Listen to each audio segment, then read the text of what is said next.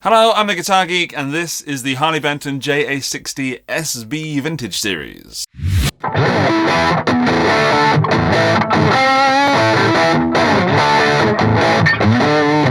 This is the Harley Benton offset, and it is, in my opinion, absolutely stunning.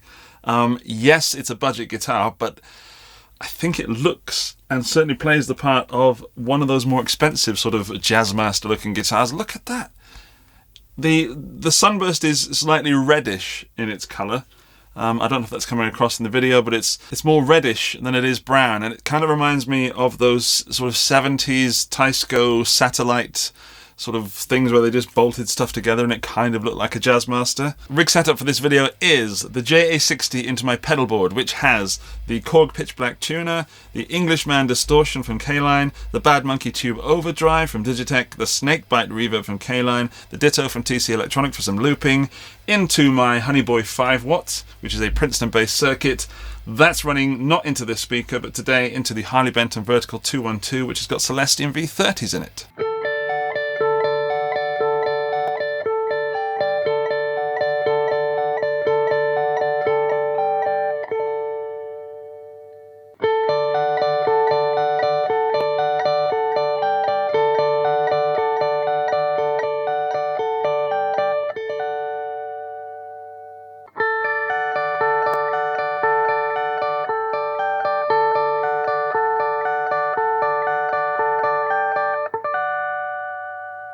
Spec time, it's got a basswood or basswood body, a Canadian maple bolt-on neck. The fingerboard is blackwood, so it gets out of that Cites rosewood conundrum shenanigan thing. We've got chrome hardware, we've got Roswell P90s and a Tunematic bridge with a stop bar. We've got a three-way switch just there, neck, both. Bridge pickup, we've got one volume, one tone, and what else? We've got strap buttons and 6 tuners, one per string. Straight off, I love the way this guitar looks. I think it looks absolutely phenomenal, and it does many things that I enjoy about a guitar. I'll list them for you now. Fender style neck, block inlays, bound. That just does it for me. I've got my baritone here behind me, the Squier. And I love that guitar, and I kind of bought that one just because of the look and the fact that it's a baritone, and maybe the finish is kind of off-putting for some people, but those block inlays and that bound neck, which this JA-60 has, it just does it for me.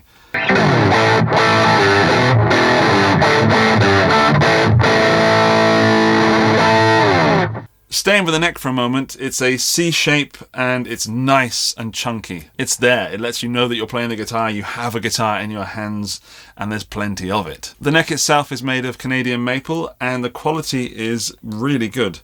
A slight problem with it is that it's not quite finished as much as I'd like. I can still feel some kind of slight, not roughness, but sort of specks where maybe they didn't sand it enough before they put the finish on it. That would probably smooth out from playing, or just roughing over with a very, very light sandpaper would sort that out. It kind of disappoints me because this is the second one of these that I've played, and the first one, the neck was divine. It was so good, so smooth, and so wonderful. This one is not as good as that one, which obviously leaves me with a little bad taste in my mouth. But, as I said, that can be fixed. There's also a little bit of damage to the top just here. I don't know if we can see on this camera, but if I hold it somewhere there it is just there. That is not my doing. That's come out of the shop like that, or out of the warehouse at least. That's a bit of a shame, but not enough for me to send it back, because this thing costs €129, which in pounds and dollars is... And that is so little money for a guitar of this caliber. I am genuinely shocked that Harley Benton can release these at this price. Yes, it has issues, but for that money, it is absolutely phenomenal. And I think this one might be staying in this room. You might see this in future videos on that wall, because I genuinely don't think I can part with it. If this one doesn't stay, then I will be getting another one from Thomann, and that one will be staying in this room. I love this guitar. This is genuinely one of the best things you can buy for €129. It's got P90s, it's got a hardtail bridge, so no tuning issues. It's got a wonderful neck. It looks stunning, and all the hardware, everything is great. Even the tuners are good. and as good as guitars that are much, much more expensive.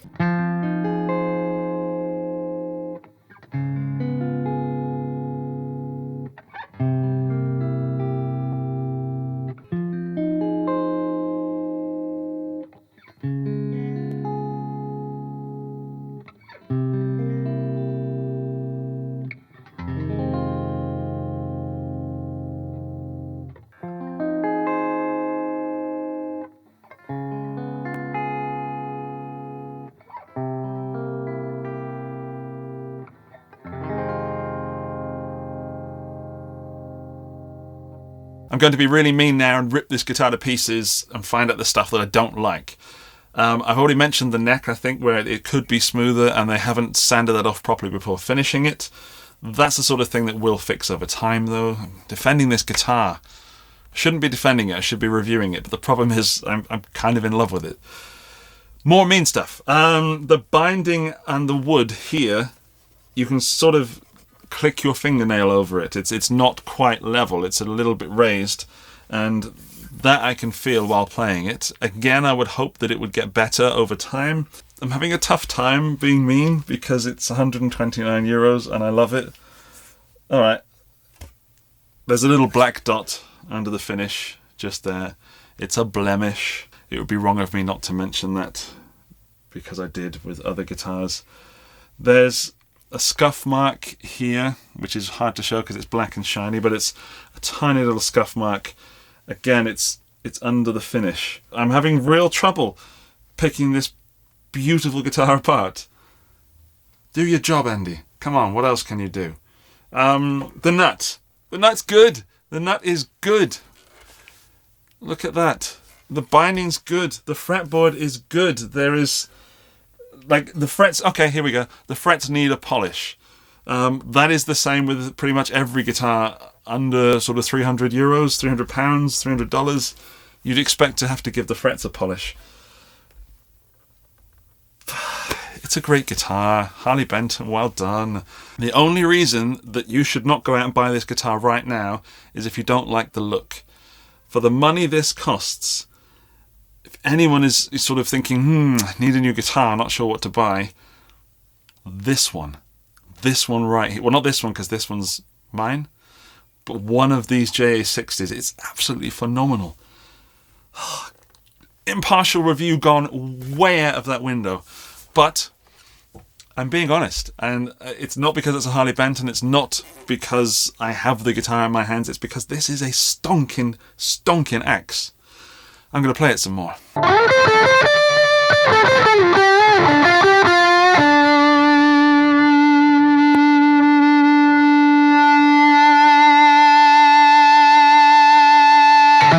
One of the things that I love about a Jazzmaster, and you get it in a Strat as well, is that sort of hollowness from the body. You get like this, you got this plastic scratch plate, and then underneath is nothing, some cut out wood, and that gives the guitar a kind of, not a hollow body feel, but a certain resonance that changes as compared to a full slab of wood. And this one doesn't quite have it as much as the Fender or Squier does, so it's not quite as Jazzmaster as it could be, because it doesn't have that hollowness here. There's more wood under there, I think. But that kind of lends this guitar more to rock and indie rock and maybe grunge, that sort of offset style, rather than the Jazzmaster style. If you want that real authentic Jazzmaster tone, this guitar won't do it, because you've got a fixed bridge for a start, not the tremolo system from a Jazzmaster. It's got P90s rather than the real Jazzmaster pickups. It doesn't have the same switching as a Jazzmaster, and you're not getting that hollow bodiness from this. There's more wood there than there would be in a Jazzmaster. That being said, all the things that make a Jazzmaster not suitable for rock or heavier music, this one's got it. This is more geared towards the offset rock world, I think, than a true Jazzmaster. It's warm, it's clear, it's full, it's kind of bell-like up there. I've done rock, I've done a bit of clean, I've done some blues hack stuff. What I haven't done yet is put it through Old Faithful, the Boss DS1. This is going to see if it does my Nirvana-y style tones, and then at some point I'm going to put it up against, where is it? This. my Squier Mustang. I've down-tuned it to drop D, and here is some Nirvana-ish.